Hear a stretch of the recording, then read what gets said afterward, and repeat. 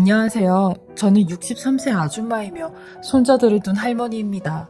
제가 이렇게 사연을 쓰게 된 이유는 60평생 제게 말도 못할 일이 생겼거든요. 저한테는 아들과 딸이 하나씩 있는데 큰딸은 지 남편을 따라서 말레이시아로 이민을 갔어요.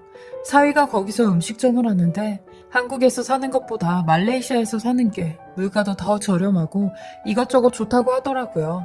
그래서 아예 이민을 선택한 거죠. 딸과 사위도 바쁘게 사느랴 얼굴 본 지도 꽤 됐네요. 그리고 저는 현재 아들 며느리와 함께 살고 있어요. 같이 산 지도 벌써 7년이 다 되어 가네요. 남편 없이 가난하게 자식들을 키웠는데 자식들도 가난하게 살더라고요.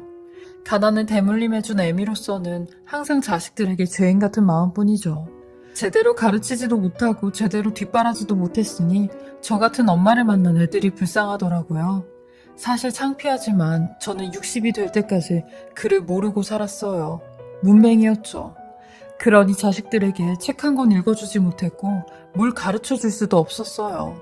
글을 배우고 싶어도 먹고 사는 게 먼저인지라 글을 배울 시간도 없었죠. 그러니 이런 제가 할 수 있는 일이 청소나 설거지, 음식점 서빙이더라고요. 가진 건 없고 돈을 벌어야겠고 이것저것 다 해보다가 가장 오래 했던 일이 목욕탕 청소와 찜질방 청소였어요. 그리고 그 외로 찜질방 잡일들을 했죠. 일을 하다가도 어쩔 수 없이 문맹인 걸 들키게 되는 상황이 오는데 그럴 때마다 남들한테 무시도 많이 당하고 항상 주눅이 들어있었어요. 찜질방에서 같이 일하는 사람들끼리 뉴스를 보며 사회적 이슈에 대해 이야기를 해도 사람들은 절 보고 언니가 뭘 그렇게 잘 알아? 아는 척 되게 하네 라곤 했어요. 맘 같아선 저렇게 말하는 옆편내 머리라도 잡고 싶었지만 소란을 피우면 저만 좋을 게 없으니 잠자코 넘어간 적이 한두 번이 아니었어요.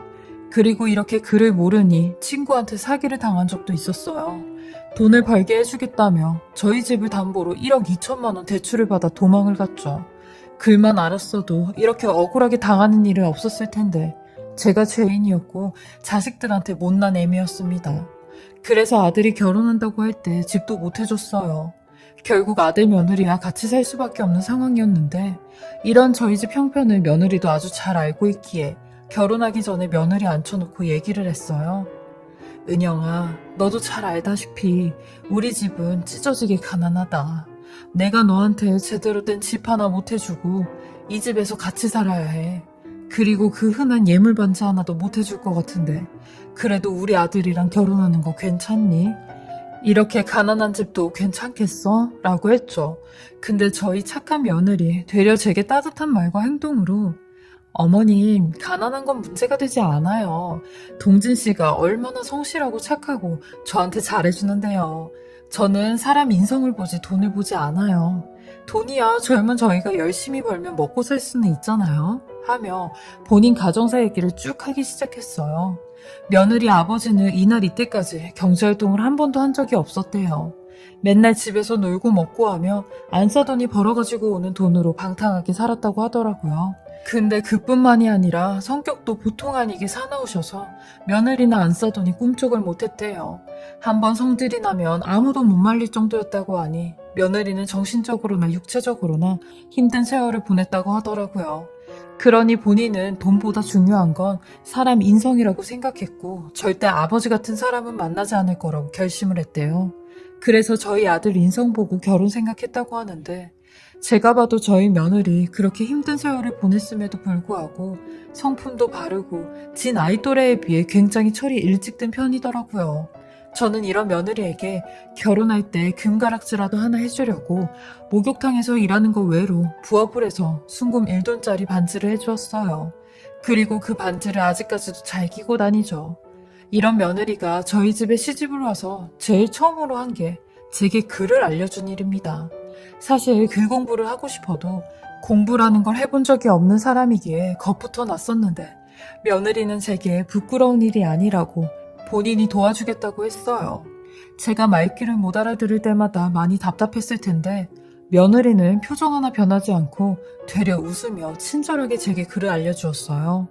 오죽하면 제가 며느리한테 세아가 네가 우리 자식들보다 낫다. 너 같은 며느리를 만난 내가 참 복이 많구나. 정말 고맙다 라는 말을 수도 없이 해주었어요. 저는 며느리 덕분에 이렇게 글도 쓸 수 있게 되었고 어디에서나 당당했습니다. 심지어 음식점에서도 제가 먹고 싶은 걸 시킬 수 있었어요. 글을 모를 때는 메뉴판도 읽을 줄 모르니 남들이 시키는 것만 맨날 똑같이 시키곤 했었거든요. 며느리가 참 복덩이인 게 며느리가 들어온 뒤로는 저희 아들도 일이 많아졌어요. 저희 아들이 건물 외벽 청소하는 업체의 직원인데 하는 일도 잘 되었죠. 비록 위험한 일이지만 아들도 열심히 살았어요. 그렇게 저희 아들 며느리는 아이까지 낳고 행복만 가득할 줄 알고 걱정 없이 살았습니다. 그런데 이런 행복을 시샘이라도 하듯 생각지도 못한 일이 일어났어요. 아들이 출퇴근용으로 오토바이를 한 대 끌고 다니는데 교통사고가 나게 되면서 하반신을 못 쓰게 되었습니다. 하늘도 무심하지. 이제 막 살만한 저희 가족에게 또 이런 시련을 안겨주었어요. 그때가 저희 손녀딸 3살 되던 해였죠. 전 아들의 교통사고 소식을 듣자마자 그 자리에 털썩 주저앉아 버렸어요. 그 정도로 애미 마음은 하늘이 무너지는 기분이었죠. 며느리는 제 손을 잡으며 어머님, 새별이 아빠 목숨 건진 것만으로도 다행이에요. 새별이 아빠 다시 일어날 거예요. 그러니까 어머님도 희망 잃지 마시고 기운 내세요. 라고 했지만 며느리는 매일 밤마다 숨죽여 울었어요. 입을 틀어막고 우는 소리가 문 밖까지 새어나오는데 그 소리를 들을 때마다 저도 같이 숨죽여 울곤 했네요. 결국 저희 아들은 일어나질 못했고 침대 생활과 휠체어 신세를 져야 했어요. 그때 아들 나이가 35이었는데 정말 참담하더라고요. 국가에서 주는 혜택으로는 사는 게 턱없이 부족했고 그 짐을 저희 며느리가 다 짊어지었어요.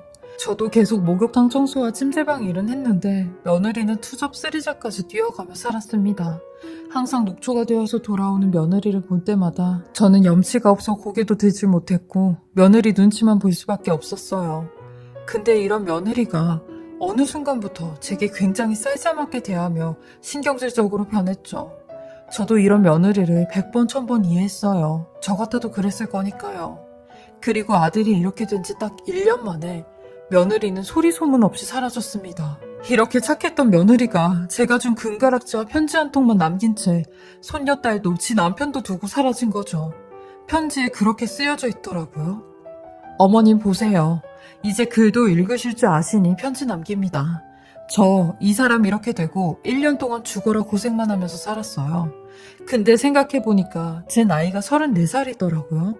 아직 창창한 나이에 이런 집구석에서 아픈 남편 뒷바라지하면서 사는 거 못할 것 같아요. 사지 멀쩡했을 땐 어떻게든 살면 입에 풀칠이라도 하겠지 생각했는데 이젠 아니잖아요. 저도 더 이상 이렇게 구질구질하게 살고 싶지 않아요. 그러니까 어머님께서 새별이 좀 맡아서 잘 키워주세요. 그리고 애 아빠도 잘 좀 부탁드릴게요.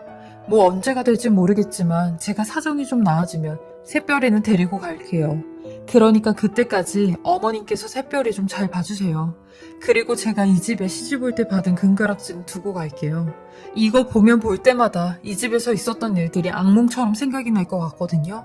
어머님도 이 반지 팔아서 살림에 보태시던가 그러세요. 그리고 도망가는 사람 붙잡지 마시고 찾지도 마시고 그럴 생각도 하지 마세요. 그럼 안녕히 계세요. 라며 글을 썼는데 침대에 누워있는 아들은 이 사실을 전혀 모르고 있었어요. 그리고 나서 알게 된 아들은 며느리를 찾겠다며 침대에서 바닥으로 떨어졌고 울부짖으며 현관문까지 기어서 가는데 전 그런 아들을 붙잡고 하염없이 울었어요. 며느리가 사라지고 며느리 친정이고 직장이고 싹 다 연락을 해봤는데 그 행방을 아는 사람은 아무도 없었습니다. 그리고 실종 신고를 해도 소용이 없었죠. 성인 실종은 범죄와 관련이 없는 이상 단순 가출로 본다고 그저 기다리라는 말뿐이었어요. 그렇게 3년이란 시간이 흘렀어요. 아장아장 걷던 손녀는 6살이 되어 유치원에 들어갔죠. 저는 손녀의 등하원 문제로 주말에만 목욕탕 청소일을 나갔고 평일에는 부엌과 건물 청소 알바를 했어요. 몸이 10개라도 부족하게 살았어요. 그러던 어느 날 손녀의 하원 시간이 또 늦어져 헐레벌떡 손녀 유치원으로 달려가고 있을 때였어요. 저 멀리서 보니 손녀딸이 또 유치원 놀이터에서 혼자 앉아있는 겁니다. 제가 이렇게 늦게 손녀를 데리러 가면 가끔 유치원 선생님들이 손녀를 놀이터에서 놀게 두더라고요.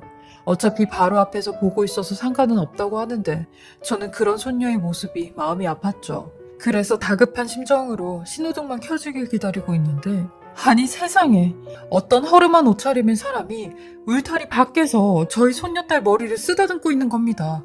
그리고 이내 사라져버리는데, 저는 깜짝 놀라 기겁을 하고 손녀딸 이름을 부르며 뛰어갔어요. 그리고 손녀딸한테 아까 그 사람 누군데 새별이 머리를 만지고 있냐고 했죠. 그러니 저번에도 한번 본 사람이라고 하는 겁니다. 그리고 젤리도 주고 갔다고 하는데 전 순간 가슴이 철렁 내려앉았고 순간적으로 그 사람이 며느리라고 생각이 들었어요. 그리고 유치원 선생님한테 가서 2번 다시 손녀딸 놀이터에 혼자 두지 말라고 했습니다. 그러니 저희 손녀딸이 하도 보채는 바람에 그랬다며 죄송하다고 하더라고요. 저는 제 느낌이 맞다고 생각이 들었고 또 나타날 며느리를 미행하기로 마음을 먹었습니다. 손녀한테 물어보니 남자인지 여자인지는 모르겠는데 말투가 여자라고 했어요. 그리고 한 3번 정도 본 것 같다고 하는데 저는 믿져야 본전이다라고 생각했고 그 다음 주 똑같은 요일에 같은 시간대에 저 멀리서 숨어 지켜봤어요. 근데 며느리의 모습은 볼 수 없었고 몇 번이나 허탕을 친 뒤 딱 2달이 지난 후에 며느리의 모습을 다시 볼 수 있었어요. 허름한 옷차림을 하고 유치원 울타리 밖에서 서성이는데 언뜻 그 모습이 며느리가 맞았습니다. 그렇게 한참 동안 그 주변을 서성이더니 발걸음을 옮기기 시작했죠. 저는 그 뒤를 쫓았습니다. 며느리가 버스를 타러 가는 모습을 보고 그 옆 택시 정류장에서 택시를 잡았어요. 그리고 며느리가 타는 버스를 따라갔습니다. 이윽고 도착한 곳이 시골 마을이었는데 저희 동네와 얼마 떨어지지 않는 곳이었어요. 제가 사는 곳이 지방이긴 한데 시골 마을보다는 조금 도시화된 곳이었거든요. 아무튼 며느리는 그곳에 내려 또 다른 버스를 타고 한참을 갔어요. 저는 혹여나 들킬까봐 몸까지 숙여가며 택시 안에서 며느리를 뒤쫓고 있었죠. 그때가 겨울때라 벌써 5시가 되니 해가 저물고 깜깜해지고 있었어요. 며느리는 그 저녁에 어느 마을에서 내려 산 쪽으로 올라가고 있는 겁니다. 저도 지금 생각해보면 겁도 없었죠. 무조건 며느리라는 집념 하나로 그 어두운 곳을 숨죽여 따라갔으니까요. 하지만 되려 날이 어두운 탓에 며느리 눈에 띄지 않았어요. 저는 속으로 아니 도대체 얘가 이 밤에 왜 산속에 들어가지? 싶었고 바스락거리는 소리에 몇 번이나 걸릴 뻔해서 안 되겠다 싶은 마음에 이 위치만 알아두고 후다닥 내려왔어요. 그리고 아들한테는 아예 말을 안 했어요. 혹여나 며느리가 아닐 수도 있으니까요. 그렇게 다음날 아침 저는 어제 찾아갔던 곳을 다시 찾아갔습니다. 지푸라기라도 잡는 심정으로 제발 누구라도 있어라 하며 한참을 산을 올라갔고 산 중간쯤 올라갔을 때였어요. 전 그곳에서 정말 충격보다 더 충격적인 장면들을 보고야 말았습니다.